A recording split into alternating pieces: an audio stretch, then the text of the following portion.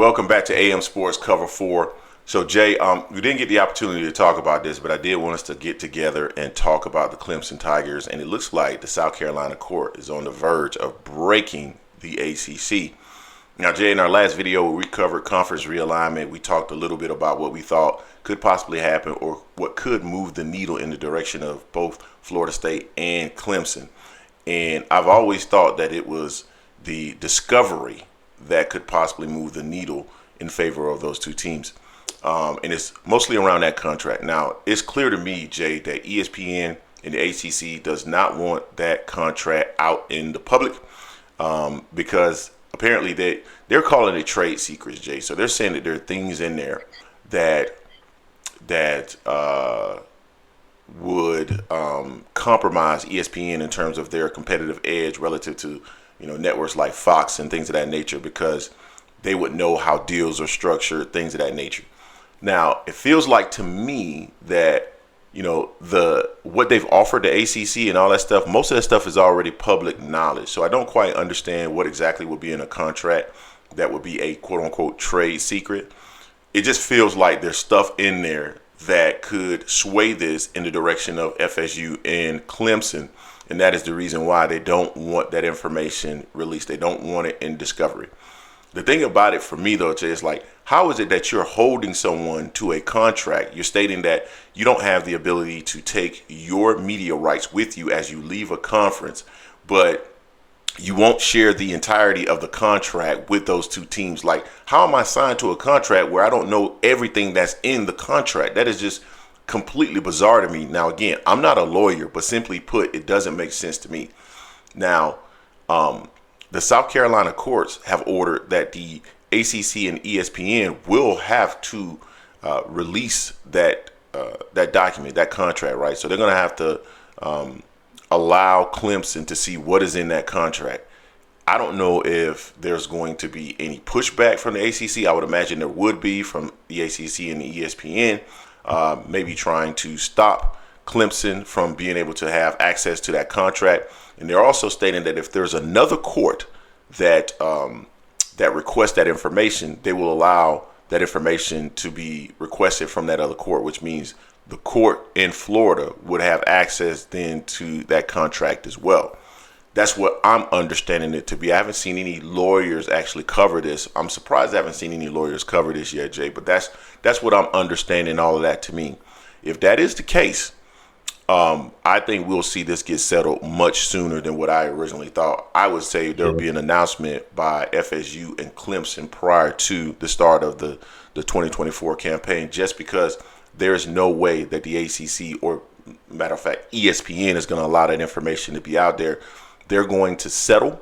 They're going to give them a reasonable price. I think it's going to be somewhere in the range of, let's call it $150 to $200 million, maybe $250 for an exit fee for both Clemson and Florida State, and they're going to be free to move in the direction that they want to move in. But I think that this was a big ruling by the South Carolina court stating that ESPN and the ACC are going to have to give that contract up to Clemson as a part of the discovery. And it'll be interesting to see how this starts to move when that happens, Jay. So what's your thoughts on that?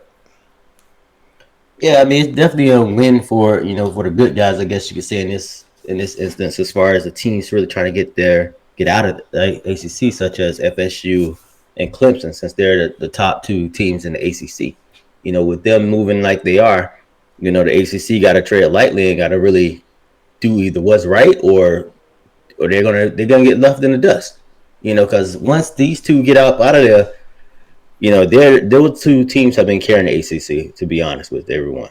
Whether I'm a Miami fan or not, that's just the truth of the ACC, how it's been carried by those two teams over the years. So once the two top teams are out of there, who's going to take the mantle at that point in time? And do the other teams that's coming up want to take that mantle? They see the stuff that FSU and Clemson has dealt with along with themselves in that league. So I think it'll open the doors for other teams to really be able to get going.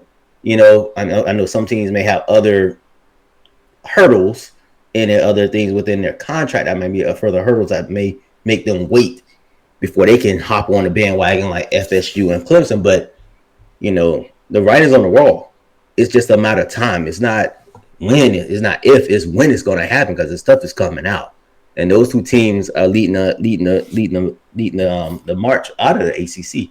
So it's all on the ACC. This is all the ACC's fault for not handling this like they should have done. They could have kept the ACC really strong and competitive in all aspects. Marketing, money wise, the whole nine. But they didn't do that. They just wanted to sit on the outside and watch the other teams. And when as institutions as FSU, Miami, UNC, any other institution, they see these other teams, other conferences not on their level, moving like they're moving, getting paid like they're getting paid, getting exposure, they're getting paid, getting them exposure they're getting in the SEC and the Big Ten. You're like, wait a minute, we should be getting what Vandy's getting at the very least, or Michigan State, Yeah, exactly. So I mean, I'm not mad at that. So I mean, we'll see how it goes.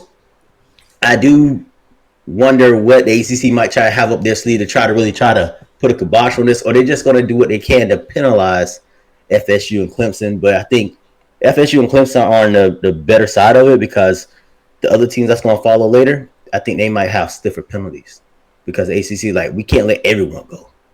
Now we're going to make it tougher for everyone. Now that we saw the loophole that Clemson and FSU really figured out and they finally got out of there, we got to tighten this all up right now and make y'all have some other concessions to make it even tougher for you to get up out of there. So we'll see how it works. But I mean, I like it. I think it's really going to be good for college football in general. Yeah, so I don't think it's going to be as tough for other schools because when you think about it, most of the other schools in the ACC don't really have a home.